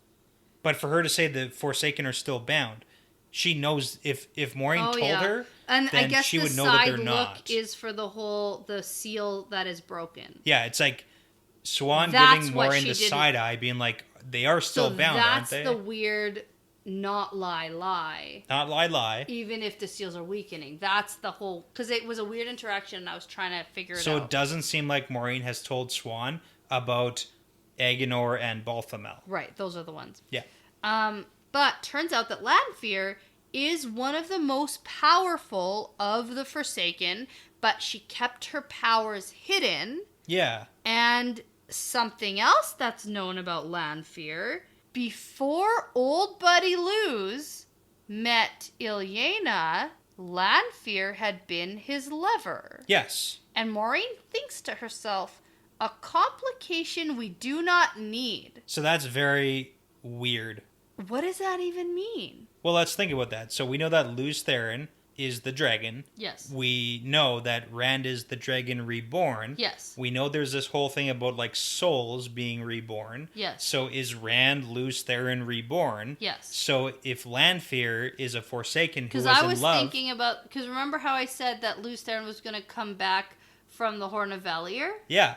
Too? But... That's where my mind went. That's the question. Is Rand actually Lews Therin? Right. Like, are they one and the same soul? Oh, yeah. Are they the same that person, makes the or are they most different? sense in reincarnation. So with Lanfear, if she's just been bound for 3,000 years, is Lanfear still in love with Lews Therin or Lews Therin's soul? Yeah, being and Rand? Moraine, if there's like talk of a Forsaken being loose, she knows that that's like legitimate. Yeah. Because she saw 2 of them. And do we have Lanfear who is in love with Rand? Yeah. I hope so. Like, is that how that works? Maybe. Does Lanfear know that Rand isn't Lews Therin, or does she know that it's Probably not. Like, who knows what she knows? But why wouldn't a Forsaken know about this whole Dragon Reborn thing? Yeah, right? But it's a complication that we do not need. Yeah. Which Which makes sense. It's complicated. No. It leads me to believe that Moiraine knows so much more than we know she knows. You know what I learned from this is that women are complicated. Yeah. Women, so complex. Good reference. Thank okay. you. So we also get that Luke is Tigraine's brother, and he Yep. vanished into the Blight, and Varen thinks they don't know who Isam is. No, Varen doesn't know who Isam is. That's what I mean. He's like, she's like, I don't know who that is, so no Yes. one does, and just like moves on. Yeah. Yeah. But it's really neat that Moiraine for sure knows because it's Lan's literal cousin. Yeah, because I just wrote something about Lan's story. So Lan, his uncle, and his aunt. And they're the ones who like conspired against the king or No, something? his aunt conspired against the king by sending his uncle into the Blight with a bunch of forces, and then Brienne, his aunt, hooked up with Cowan Fairheart, who turned out to be a dark friend, who betrayed Malkier, and then Jane Farstrider came in and like captured Cowan Fairheart, and then Brienne and Issam, as a child, they both fled after Malkier was like destroyed. So Malkier fell. Lan was escorted out to like Fal Moran as a baby, sword in his hand. And Issam. That's the only thing I know about the story that you're saying. Yeah, gone. None of this makes any sense to me, but that's okay. Issam is Lan's cousin. Cool. And may still be alive, which is why Moraine's like, I ain't gonna tell him, because if Lan figures out that his cousin's alive, he's gonna go take off and go look for him. Yes. Because it's his like blood. It's his blood. Blood calls blood. Oh no! What? Oh, shoot! Okay. Brett. Levels, right? Okay. Holy shit! Wow. So we know that either Luke is alive or Isam is alive. Yeah. Which is nuts. So we need more history. We need more information. I know, because none of this actually makes very much sense to me. But I think that's the point, is none of this is supposed to make sense yet. It's really neat that Varen's like putting these pieces together and like for deciphering. Us. Yeah. Yeah, basically. So the Watchers on Tom and Head, and I'm gonna say that again. So then she goes on about the Watchers on Tom and Head, and speculates that this has something to do with Arthur Hawkwing's armies returning. Yes. So the whole Watchers being similar to Shadow Logoth, it seems like here that is not the way it's supposed to be looked at. Yeah. Because we have the Watchers over the waves, which is the Domir Avron, which is basically a community on the coast. Which is annoying to me. Like, pick a different name for things. So they're watching over the waves for the return of Arthur Hawkwing's armies coming back. Yeah, but RJ has got to know that I'm making that connection to Shadow Logoth. Oh yeah, he for sure knows. That's so annoying and awesome at the same time. Definitely intentional. God. And then we get that Arthur Hawkwing was also the Hammer of the Light. Yeah. That's a pretty cool nickname. Yeah, I like that. Yeah. And then plus that thing about Rand,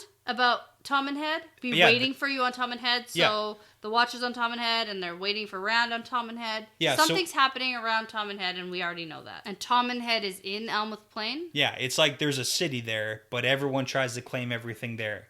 Ah, okay. And that's where the White Cloaks are like moving into. Right, which is the other thing over there.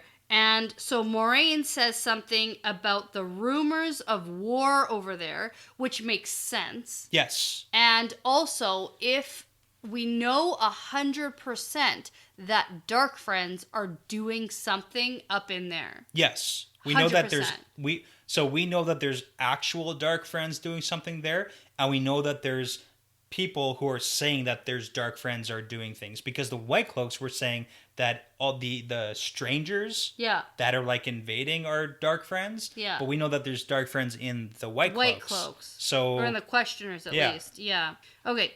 So Moiraine starts to talk about how there could be descendants of Arthur Hawkwing coming back, or there could be none. And Swan wants to know what she is up to.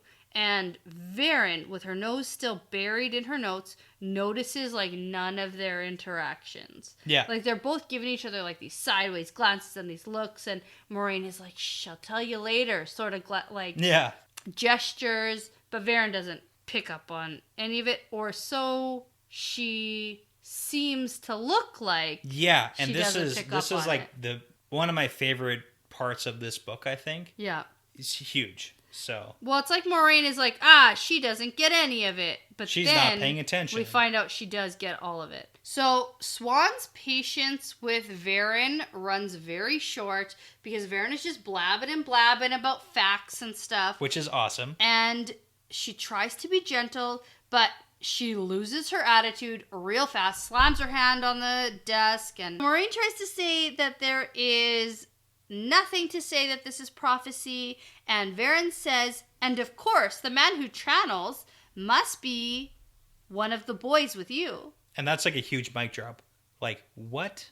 And she just says it so casually, and Moraine stares in shock, and without even thinking, she reaches out and goes to use the one power. Her and Swan. And Swan joins her. Yep. And Moraine thinks about how she has never even thought of using the one power on another Aes Sedai. But these are perilous times, and she thinks, why did you have to put your nose where it doesn't belong? Yeah, so this is huge because that means that Varen is literally saying, you have someone who can channel with you, and you know it. Yes. Huge. Big. And Varen shows a hint of satisfaction and says, I thought it must be. Yeah, I was right. Moraine could not be doing this alone. So she is so old that she remembers Moraine and Swan as girlhood friends. Which is funny because when we got that whole Swan and Moraine being best friends, they thought to themselves... No one knows we were best friends. No one even remembers, and it's like Varen's been here for the last 20 years. And they talk about how she baked them sweet cakes and how they cried in her bosom and all this stuff. She was like their mentor. Yeah. Yeah, she was probably their like mistress of novices, you know? Yeah. So. That's pretty big. Yes. So, but this is the whole thing, is Varen's been piecing together these like puzzles like for the last 20 years, and she's come to this huge, she like logicked out this entire thing. Yes. She's super calm about it all. And Moraine just says that she should be turning them in, like especially to the Reds. Yeah. And then she goes, oh, I suppose I should. I didn't think of that. Like, it didn't even cross her mind that she should turn them in. I have a question for you, because we just saw Moraine and Swan, like, literally lose their shit over the fact that Varen just, like, called them out on the thing they're afraid of being stilled over. Yes. Like, this is their whole, like, entire issue. Yes. Is if they're caught. Yeah. And it turns out they've been caught for 20 years. Yeah. Well, essentially. So Varen's saying this, and Moraine and Swan embracing the source, being ready to, like, use the power. If Varen... So, like, what? Blow her up? That's my question, is what are they going to do? Like, what do you think if Varen didn't, like, say a couple extra sentences here? What would they have done? What are they prepared to do? Are they going to, like, evaporate her? Are they going to, like... Shut her up. They're killing her. But, like, what do you... Like, actually, legitimately, do you think Moraine and Swan are going to kill Varen? Yeah. Like, I think they're fireball, so invested. Just... Not fireball. Disintegrate. Probably just, like, suffocate her or something quiet. Put her in a bathtub and dissolve her. Yeah, we're turning into Breaking Bad. Like, what are we doing here? Yeah, Walter Moraine White. and Swan are now in Breaking Bad universe. And if you have to kill someone to shut them up, that's what you do. All right. And Moraine thinks it a couple times. That she'll do what she has to do. Yeah. Because this is for the good of the world, Brett. You know who also said that? Is Jeffrey Bornhold. Yeah. He said he'll do what he has to do. Sure. So I don't know. She says that, I suppose I should, but then you two would be stilled and the man would be gentled. And no one has ever recorded the process of a man going crazy from the power. And that would be a fun learning lesson. Yeah, if he is watched and guided and not gentled, how long would it take for him to go crazy and what would that look like? She's just very interested in it all. And just really quickly, it actually kind of reminds me of something from The Walking Dead. We haven't watched that in a long time now. Yeah. But at one point there was a doctor or someone who was really interested in the process of turning into a zombie. Okay. And so he would strap people down and would record sort of how long it took for them to turn and what their symptoms were, and if, So same idea. If he played music for the zombies, would they be less bitey? Like, I don't know, stuff like that, right? So just sort of the same idea of, if we watch this guy and guide him, instead of gentling him right away, maybe we can learn from him. And it's almost like she wants to be on their side. She's like, let me into your club. She's curious. Yeah. Well, and it is funny that Perrin is the one that they chose to trust with, like, Matt's healing. Yeah. So they already have some relationship with her. Clearly. But now it's just like Perrin's a little bit overstepping in their eyes. And overstepping. A lot overstepping. Yeah, a lot. I'll rephrase that. But then Perrin says, plus there's the, I don't think I can say this, Carathian cycle? Carathon, yeah. Yeah, cycle. The dragon prophecies. Exactly. And she says, this must be the dragon reborn. Yeah, and she also logicked out the fact that, like, hey, if you guys are helping this male channeler, you wouldn't do it for a false dragon. You would do it if he's the actual dragon. Yes. So now they have to get Perrin to tell them all that she knows. Yeah. Because she doesn't think anyone else figured it out, but she's known as long as 20 years ago. Like, oh, well, it all started. My first clue was 20 years ago when you were acting weird. When Tar Valon was besieged. Yeah. And Moraine thinks about how she will do what she must to make sure things go as planned. So what is she going to do? Well, if she has to shut her up, she will. Do you think Moraine's going to have to kill Perrin? Maybe. No. I think Perrin's on their team now. Okay. Yeah. So they're going to end up trusting her? Yes. Okay. Yeah. I wasn't sure where you were going to end with this conversation. Like, they're getting her to tell everything, basically. Yeah, and she sounds very willing to share everything she knows. And to help. Like, she doesn't seem like she's not malicious in any way. Yeah. So I think that they're manipulative enough, and she's savvy enough. Yeah. To know that it's probably not positive to tell on them. Yeah. Well, it's kind of funny because... For the world, right? Like, for the book learning of it all. Yeah. That's what she likes. Like, if you know that the dragon's reborn, you know there's prophecies to go along with that, so... Yeah, exactly. And then we get, boom, scene change. Yeah. Good, okay. So this is fun in the middle of a chapter. And we get Perrin. And we haven't gotten Perrin for a very long time since book one, like a long time ago, since we were with Elias and all that. So, since the White Cloak camp. Since he was a prisoner. That's the last time we got Perrin. Yeah, that's right. Yeah. So he's gone to see Matt at the infirmary and hopes that there are no Aes Sedai around. And he's right, there's no one there. Yeah. And just a lot of references about how well he can smell. Yes.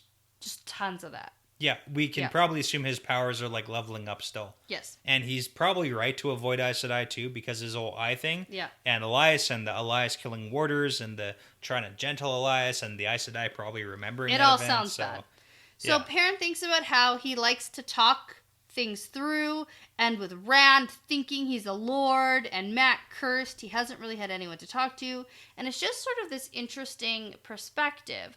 Like, from Perrin's point of view, Rand thinks he's a lord. Yeah, he's being uppity and... Yes.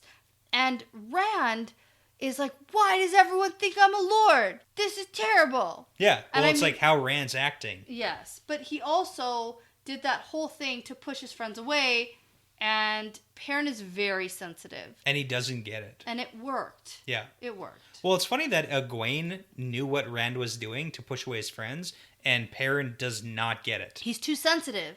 Like, he doesn't get it. He doesn't read between the lines. He doesn't think, maybe there's something else going on here. He takes face value. If you say it, you mean it. Yeah. And that's important to know about Perrin, I think, as a character. Yeah, I think that's a good point. Okay. So, turns out he was in the gardens alone last night when one of, like, the serving maids or someone saw him and called for Lady Liandrin Sedai to come quick because I found this guy. But then all the alarm bells started ringing. Yeah. So he thought it was weird that someone was looking for him. And that's just like a little blurb we get.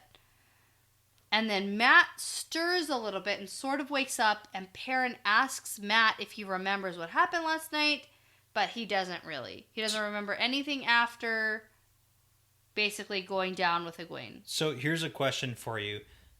When Perrin first walks in on Matt, he describes Matt as smelling wrong. Yes. The last time, if you remember, we heard about someone smelling wrong Was a White Cloak. Was the White Cloaks. The wolves said that something smells wrong. It's a very distinct phrasing. Yes. So we get that Matt really doesn't remember what happened last night, and he just goes back to sleep. And so Leanne comes in and does some casual sexual harassment. Yeah, very casual. Super duper casual. So casual that Perrin has no idea what the hell's going on. Yeah, Rand would know what's going on, though. Yeah. Yeah. We also sort of get a little bit of insight into other Ajas. Yeah, so the I'm Greens... on the lookout a little Yeah. bit. So she wishes she was a green Aja so she could, like, do Perrin or something. Well, she says, you're almost pretty enough to make me wish I was a green. Yeah. So the Greens are like the... Promiscuous Ajas? It's a good question. I don't know. They can have sex with people, like, more than other Ajas? Well, we do know that Aes Sedai very rarely, like, take partners. But does that mean that they can't, like, have sex with people? We're not sure. Yeah. So that's just an insight into the Greens, and an insight into Leanne, who just, like, casually objectifies Perrin. Yeah, who's definitely, like... Who doesn't get it, and continues the fun trope of thinking that Rand knows so much about women. Yeah. Yeah. Hilarious. So she tells him that Matt is sleeping now and will be fine, but he senses that something is off, feeling like she is lying, which is also weird because Aes Sedai's can't lie. But They can bend the truth. Well, we can pinpoint the lie. She says, you'll think there was never anything wrong with him. Yeah, but... The lie is that... Yeah, I get it, yeah. That he's not actually okay. That you'll just think he's okay. Yeah. So she notices his eyes and makes some comment about his eyes, and he's uncomfortable, which is nothing new, and then he leaves. That's not what happens. Yeah. He picks her up, moves her out of the way, Yeah, that. and puts her back down, Yeah. and then says, "Okay, bye." Yeah, exactly. Like, that's pretty huge. Yeah, that's funny. He picks up an Aes Sedai. Well, she was in his way. These magical, mythical people. Well, he didn't From want to talk about his stories. eyes anymore. Hey, you can't just, like, glaze over that. I know. Yeah. Okay. Boom, scene change. Yeah. So then we're back to Rand. He has had trouble sleeping all last night and can't sleep now. And he feels like he should just take the chance that Moiraine gave him to leave. So this is the next morning of all of this incident. Yeah. So we're in the next morning with Moiraine and healing Matt and talking with the Amerlin. Then we have Perrin the same next morning seeing Matt, who's hurt, and now we're into Perrin. Nope. And now we're into Rand. And 3 times in the night he got up to go, but then changed his mind. And so at this point, actually, Perrin is coming back from the infirmary and shows up in the room. But now we have Rand's perspective on Perrin's mood. Yeah, which is not good. No, but it's also very interesting, just the shift, like suddenly from Perrin's mind to Rand's mind. Yeah. It's very interesting writing. I really like it. I don't know if I've ever read a book like this before. So it's just the back and forth? Yeah, it's very smart. It's smart writing. I like it. And Perrin comes into the room, clearly entering from the last scene, and Rand asks about Egwene and Matt. Like, how are they doing? Perrin starts to answer, but then gets all pissy and says, if you're so interested, go check yourself.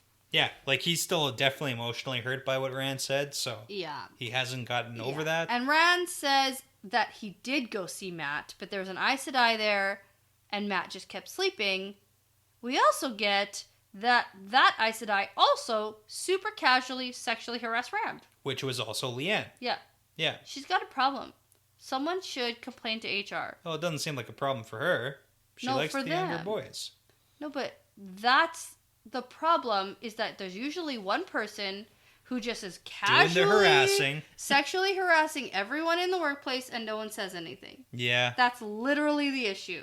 And I mean, like, I don't want to get into it. Like, it's not, like, we don't deep delve into, like, I That don't want stuff. to talk about all the politics and all this different stuff that's happening in our world right now. But it definitely mirrors what's happening in our world right now. Yeah, where people in power can use Except that this was written to... 30 years ago. Yeah. So, Sure. No, I can agree with that. There's that. It's a bad situation overall. Yeah. But Rand thinks that maybe, like, now they can bond over how this was weird for him. Do you have what she actually said to Rand? Can you look? Yeah. So Leanne said, "Tall, aren't ya? Where were you when I was 16 or even 30?" She's just, like, hitting on everybody super inappropriately. Yeah. Well, the tall, handsome boys. Apparently. And I say boys, but they're like in their 20s. They're men, yeah. Sure. Well, how old is she? Like... I don't know, 300? Like, I don't know how old Aes Sedai are, so you can't ask me that question. Who knows? 1,000? 5,000? Who could... No, we don't know. We know they're not that old, because the Age of Legends was 3,000 years ago. Yeah, we know that. So yeah, I don't know. Like 100, maybe, I'd say. Okay. But anyways, Perrin is too angry for this. And Rand says that he's sorry and finally talks about something. And I thought this might be where they can actually share with each other. So he says that he just wanted to push them away because they can't come with him and he's in trouble, but he can't talk about it. And then I'm disappointed because I thought maybe he could actually, like, it's just the two of them. They're clearly both going through something. I thought maybe this was a moment that they could actually share. Like, open up and be like, hey, I'm the Dragon Reborn, and hey, I can talk to wolves. Yes. Nope. No. You know, it would be a really boring series if all of a sudden these boys just got super mature and knew how to handle all their problems. And could, like, communicate. Yeah, that would be bad. It'd be boring anyway. Well, and Rand makes it worse because then when Perrin's like, well, Leandrin's after me too. And Rand goes, no, she's just looking for me. I'm the only one. It's because Rand's in Randland. Yeah, so, you're right. Yeah. So Perrin pauses and looks sideways at Rand and says, oh, you didn't mean all of that? We'll leave together then? Like, he just wants to forgive Rand so bad, but Rand says he can't, but I can't tell you why. And then Perrin just leaves and slams the door behind him. And then right after that, there's a pounding on the door, and it's Lan. And Lan has some fancy armband on and tells Rand that the Amyrlin seat wants him, but he can't go like that, looking all disheveled and like a... Brush your hair. Yeah, Pull up your pants. Tuck your shirt in. No, put on a new shirt. Yeah. Yeah. Rand wants to leave, and Lan says, no, too bad, buddy. You had like a month and a half. No one refuses audience with the Amyrlin, and you should have left last night. Yeah, so this is really cool because he says even Pedra Nile, like the Lord Captain Commander of the Children of the Light, would take an audience with the Amyrlin. She might, he might spend the whole time trying to think how to kill her, but he's going to show up still. Yeah. So Lan dresses him in a silk shirt and a fancy pants red coat with gold herons. So Lan says to wear his sword and tells him how to kneel before her, but he says he already knows how from his run-in with the Queen of Andor. And then Lan thinks that this is all very funny and says that'll give them something to think about. Yeah, so let's break this down a little bit here because Lan says a couple of really important lines here.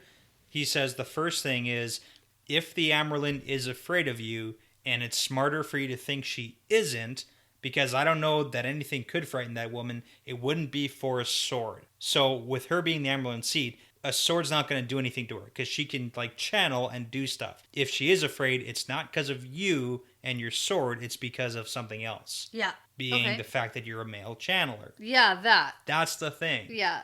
So the Lan instructions on how to kneel, it's really funny because if you remember back to when Rand was in the Camelin Palace and going to see more gays, he was trying to copy what Talon Vor and Gawain were doing with their bow and like the really particular way on how to do that.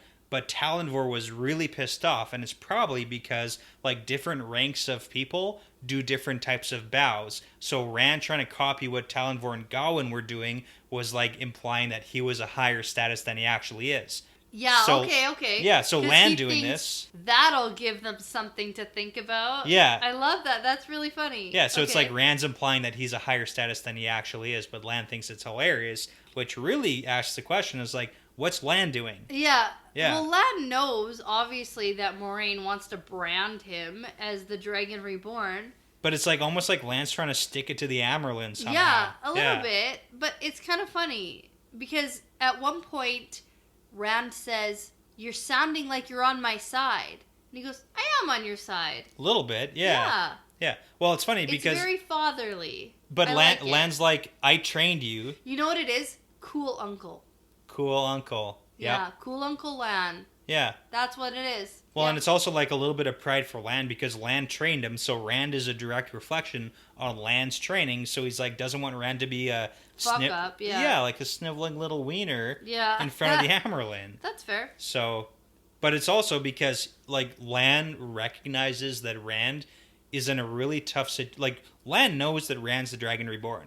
Yeah. So Rand is like protesting the whole time and really knowing that he doesn't have a choice. And Lan teaches him things like if she asks how old you are, say as long as you've had your sword type of stuff, and also put 3 drops of water on the ground or something. Some crazy ceremony. Yeah. I don't know. And he doesn't have to know why he's doing it.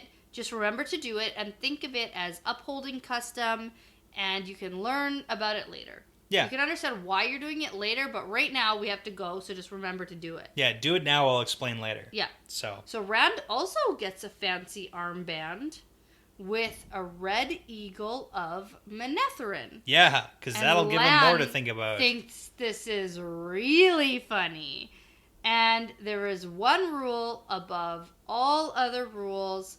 Whatever comes, face it on your feet. So here's kind of the funny thing. Like, we know that the Red Eagle is from Manetheren. Yep. We know that the bow that he's doing is from Camelin and, like, the royalty, like, the royal bloodline. We have Talonvor and Gawain doing that bow. Yep. And then the rest of these things is, like, stuff Lan's telling him. So, like, it's probably not Manetheren customs. No. So Rand's going to be, like, a mishmash of different countries and customs. Which is fine. It's hilarious. If he's going to represent all the people, why not? Hey, there you go. Yep. Okay. And off he goes to meet the Amerlin seat. So why now?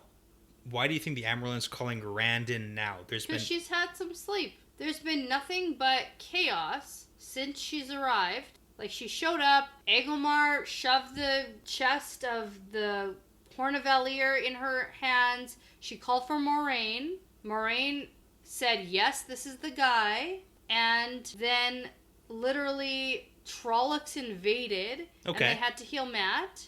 They're supposed to have a feast where, presumably, she would meet him for the first time. So do you think that this is going to be You're the Dragon Reborn? It was supposed to be Reborn? less formal, probably. The only reason I think this is going to be You're the Dragon Reborn is because the next chapter is called The Dragon Reborn. Okay, all right. So, like, that's You're another... You're using your chapter titles I'm here. using my chapter titles. Okay. So you think that Swan is going to call him out on saying, like, hey, you're the Dragon Reborn? No. Maybe. It'll come out. I don't know. I don't actually think she's going to say, You're the Dragon Reborn. But I think Moraine will be there, and I think Moraine will do a lot of the talking. Okay, and we know that Matt has to go and get the dagger back. Yes. And they all have to get the horn back. Yes, and who stopped Rand from leaving? Yeah. And who's, like, the traitor who may be in Faldara still? They are checking to see if anyone's missing. Yeah. But also, we know that Trollocs like to eat people, so if some people are missing... It might not necessarily mean that they're traitors. It might mean that they got eaten by Trollocs. Yeah. So, like, it's not a perfect system. It's a bad situation. Yeah. Do you think it's time to leave Faldara? I think that's what we're headed towards. Yeah. I think we're not going to stay in Faldara this whole book. We've spent enough time here. Put it on the prediction board. All right. Leaving Faldara soonish. Soonish. One or 7 more chapters, maybe. Yeah, well, these chapters have been... 2 days. That's true. Right? So, yeah. We'll see. We'll see. Okay. And I'm going to go read. Yeah, The Dragon Reborn. Yeah. The chapter called The Dragon Reborn, not the book. Not the book, because the third book is called The Dragon Reborn. That's true. So. Okay. Interesting. But I can say that this is part of the pattern now. I think it was a lot of information, but yep, part of the pattern.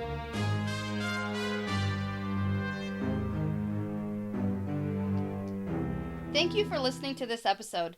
The Wheel Weaves is hosted by Danny and Brett, edited by Danny, produced by Danny and Brett with Ward Weisensell, Joe Lott, Passion Socks, and Multude. Music by Audionautics.com. If you'd like bonus content, like bonus episodes, outtakes, Q&As, more fun Wheel of Time talk, early access, cool stickers and keychains, and also to support us making great content, visit us at patreon.com/thewheelweavespodcast. Don't forget to check us out on Instagram and Twitter at The Wheel Weaves Podcast. We love interacting with our listeners. Plus, don't forget to rate, subscribe, and tell a friend about us because referrals really are the best compliment. We'd really love for you to come over and join our Discord channel for some spoiler or spoiler-free discussions. You can find the links at our Twitter page as well as on our Patreon page. Thanks again for tuning in because this really is part of the pattern now.